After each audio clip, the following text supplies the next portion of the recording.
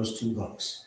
This book of Esther, read it from chapter by chapter. There's only a few, 10 chapters, I believe. There is no mention of God. Nowhere. Why is that? Is that important? Yes, it is. So now, this plan of Haman is put in just like they tried to destroy, kill Daniel. See, the book of Daniel, they were trying to kill one man, Daniel. But in the book of Esther, they were trying to kill all the Jews.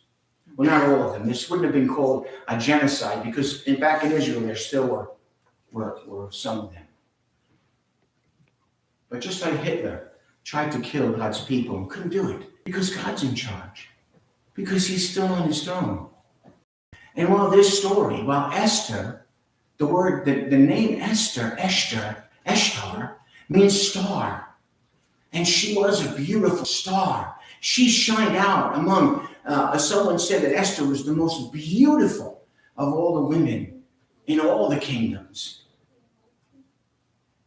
But she was not really the star of this story. This story, this book of Esther, is not about Esther.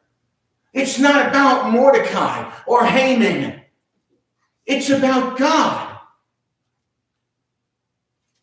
And where God is.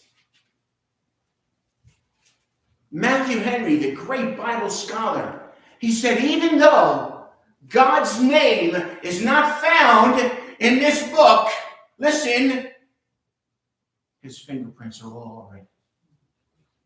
Even though his name is not mentioned, his hand is on it. Because everything that happened, just like with Daniel, just like with the 3 Hebrew boys, just like with Noah and the ark, just like with Jonah, just like with David, all those enemies, all those things that they had to face. Joseph, we heard about Joseph, right? Remember what Joseph said to his brothers? You didn't do this. God did this. And God did this. He allowed them to become taken captive so that he could work through them and reach others and wake up others. So now let's pick it up in verse 13 of chapter 4, where Mordecai finds out, and he too, like the rest of them, he's crying, he's moaning. What are we going to do? And he sends a message to Esther. Then Mordecai, verse 13, commanded to Esther, think not with thyself that you shall escape in the king's house more than all the Jews.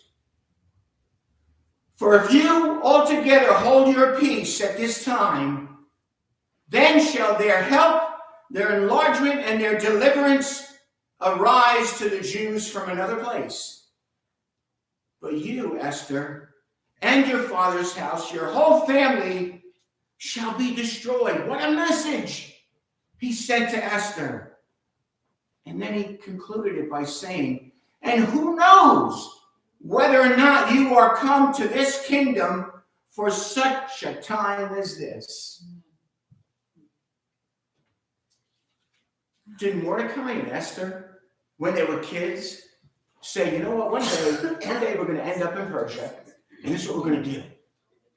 They didn't do that. Even when they were growing up and living in Persia, they didn't let's get to the palace. Let's figure out a way that I can become queen, and you'll hear something and save the king's life, and he'll like you, and they didn't plan this.